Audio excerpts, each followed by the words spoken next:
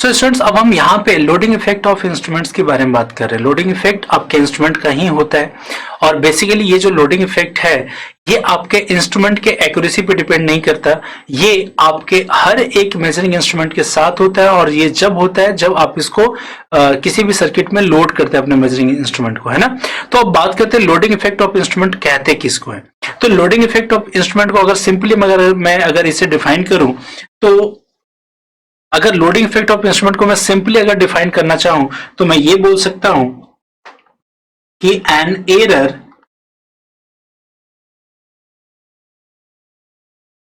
Introduced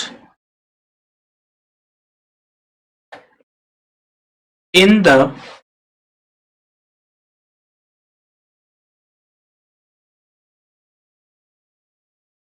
measurement, an error introduced in the measurement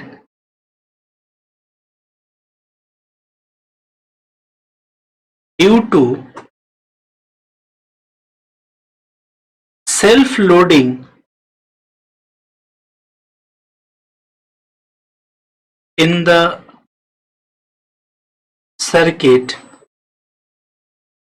is called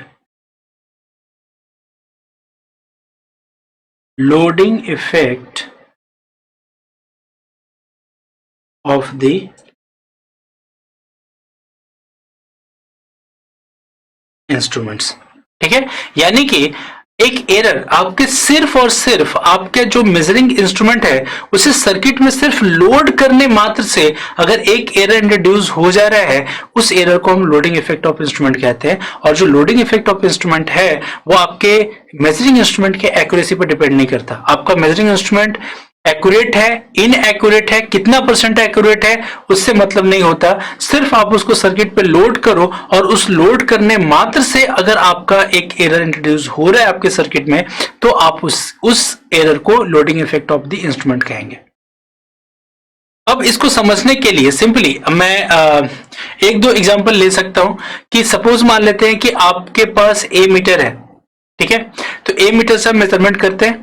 ठीक है, ideally हम ये मान के चलते हैं कि जिस भी सर्किट में आपको करंट मेजर करना है आप उसके सीरीज में अपने ए मीटर को कनेक्ट करते हो और जैसे ए मीटर को उसके सीरीज में कनेक्ट करते हैं, सीरीज कॉम्बिनेशन में आपका सेम करंट पास होता है, तो आपका करंट आपके ए मीटर से पास होगा तो पॉइंटर का डिफ्लेक्शन उतना ही होगा जितना करंट उससे पास हो रहा है और इससे आपका accurate measurement of the unknown quantity होगा। बट अगर मैं प्रैक्टिकली बात करूं तो सिंपल सी बात क्या है, सपोज मानते हैं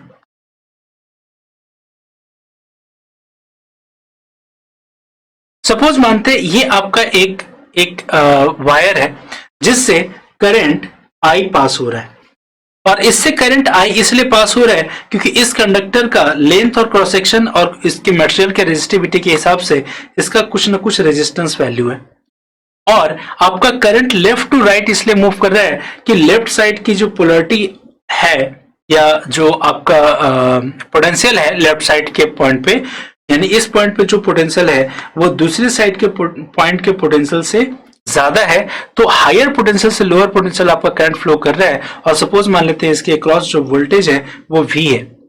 तो इस केस में अगर हम बात करें तो आपका जो I होता है that is equal to V upon R होता है और ये जो रिलेशन है वो हमारे ओम्स लॉ से डिटरमाइन होता है। अब अगर बात करें कि जो आपका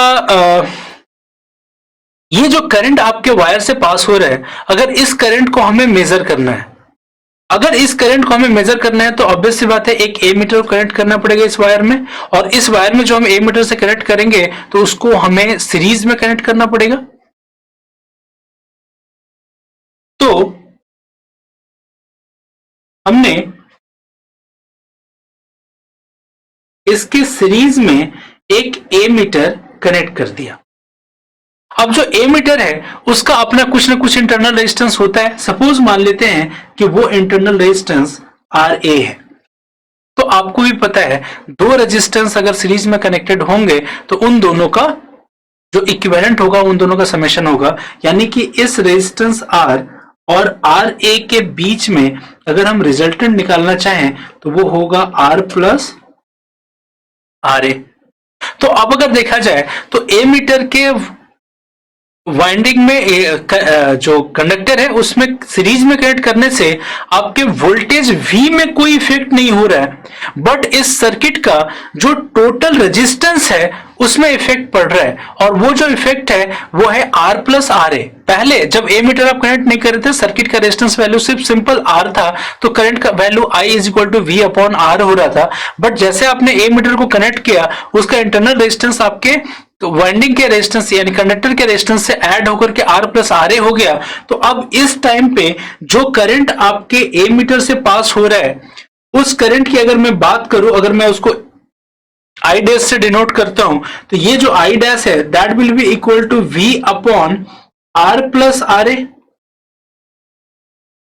अब अगर मैं आपसे पूछूं कि यहां पे जो दो करंट है I और I डैश, इसमें आपको मेजर क्या करना था, तो आप ऑब्वियसली बोलेंगे कि मुझे मेजर करना था I। बट आप मेजर क्या कर रहे हो, तो जब आप मेजरमेंट करने गए तो आपने मेजर किया I डैश को। I डैश को आप मेजर क्यों कर रहे हो, क्योंकि जो करंट है वो आपके एमीटर से जो पास करेगा उसी को आप मेजर करोगे। और यहां पे अगर मैं पूछूं कि I डैश और I में किसका मैग्नीट्यूड ज्यादा और किसका मैग्नीट्यूड कम है, तो आप ऑब्वियसली बोलेंगे कि जो करंट I है उसका मैग्नीट्यूड ज्यादा है और जो करंट I डैश है उसका मैग्नीट्यूड कम है। क्यों, क्योंकि यहां पे I के केस में इसका जो डिनोमिनेटर है वो सिर्फ और सिर्फ R है, बट I डैश के केस में इसका डिनोमिनेटर R प्लस आर ए है। दैट मीन्स कि आपके क्वांटिटी के डिनोमिनेटर का अगर वैल्यू इंक्रीज होगा तो करंट का वैल्यू डिक्रीज होगा। यानी हम यहां पे कह सकते हैं जो करंट I है ये ग्रेटर देन होगा I डैश के।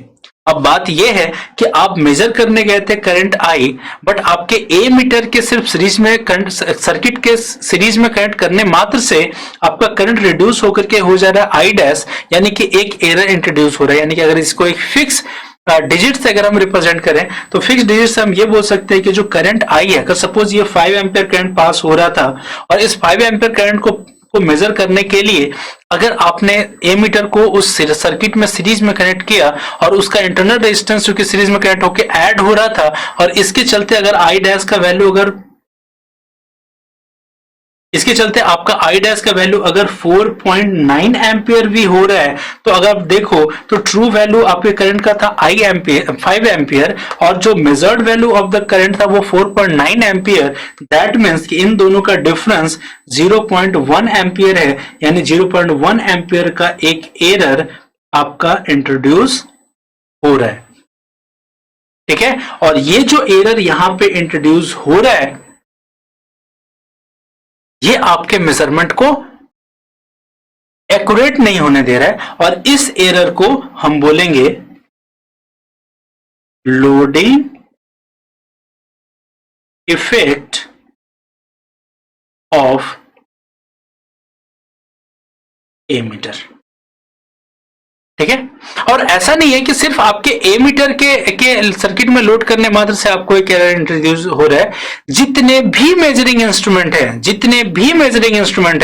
किसी भी मेजरिंग इंस्ट्रूमेंट को आप जब सर्किट में कनेक्ट करोगे तो एक एरर इंट्रोड्यूस होगा, और वो एरर आपका loading effect of that particular instrument कहलाएगा, है ना। जैसे हम एक छोटा सा एग्जांपल और ले लेते हैं। यहाँ पे हमने सीरीज कनेक्टेड मेजरिंग इंस्ट्रूमेंट हमने डिस्कस किया, अब एक पैरेलल कनेक्टेड मेजरिंग इंस्ट्रूमेंट हम डिस्कस कर लेते हैं। सपोज मान लेते हैं कि हमारे पास एक सिस्टम है और इस सिस्टम में हमारे पास एक लोड है। ठीक है, ये लोड है। अब इस लोड के अक्रॉस हमने क्या किया, एक सप्लाई दिया।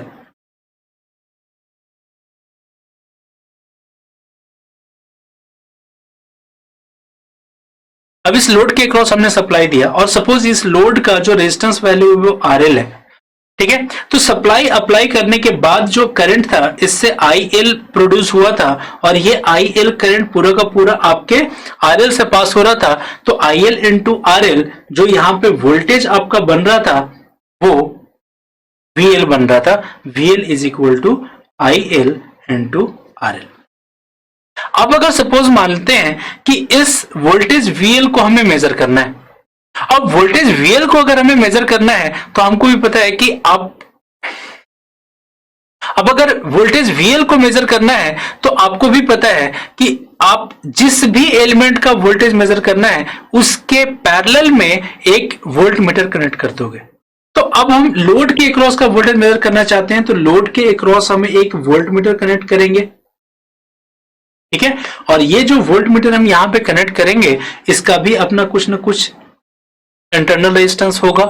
अब अगर इसका कुछ ना कुछ इंटरनल रेजिस्टेंस है तो अब देखो ये जो करंट IL है, ये करंट इस पॉइंट पे आने के बाद डिवाइड होगा। जो करंट डिवाइड होगा इसमें जो आपके वोल्ट मीटर में जो करंट जाएगा वो जाएगा IV।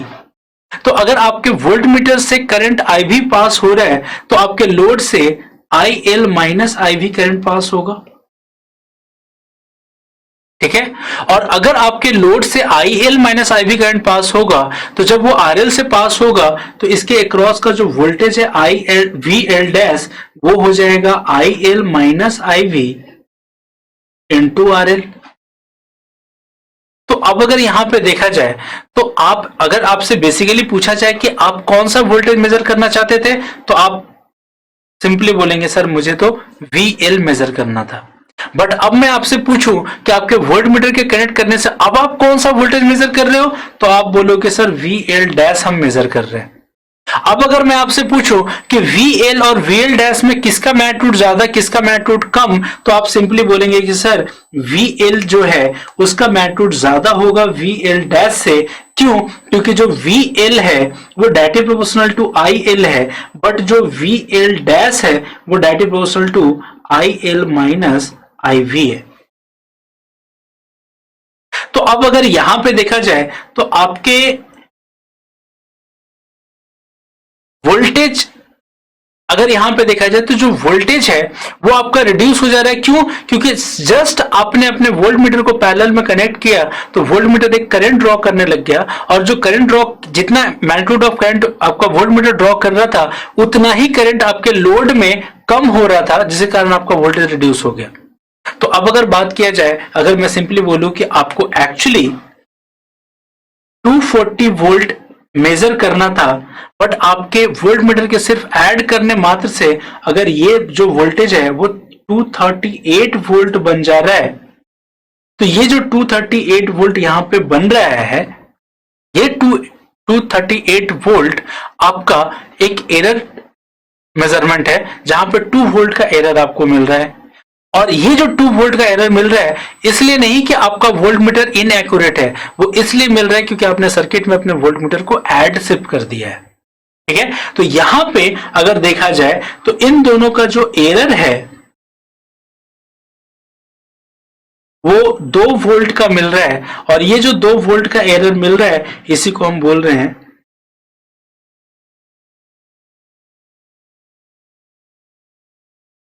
लोडिंग इफेक्ट ऑफ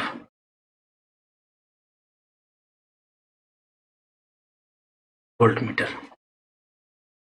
ठीक है। तो इसी तरीके से आप एक चीज अपने ध्यान में रख लो कि अब आपका जो मेजरिंग इंस्ट्रूमेंट है, चाहे वो सीरीज कनेक्टेड मेजरिंग इंस्ट्रूमेंट है, पैरेलल कनेक्टेड मेजरिंग इंस्ट्रूमेंट है, या फिर इंस्ट्रूमेंट का एक पार्ट सीरीज में दूसरा पार्ट पैरेलल में कनेक्ट हो, कुछ भी हो, आप अपने मेजरिंग इंस्ट्रूमेंट को जिस भी सर्किट में ऐड करोगे वहां पे अननोन क्वांटिटी को मेजर करने के लिए सिर्फ आपके मेजरिंग इंस्ट्रूमेंट को अपने सर्किट में ऐड करने मात्र से एक एरर इंट्रोड्यूस होगा, और वो एरर आपके मेजरिंग इंस्ट्रूमेंट के एक्यूरेसी पे डिपेंड नहीं करेगा।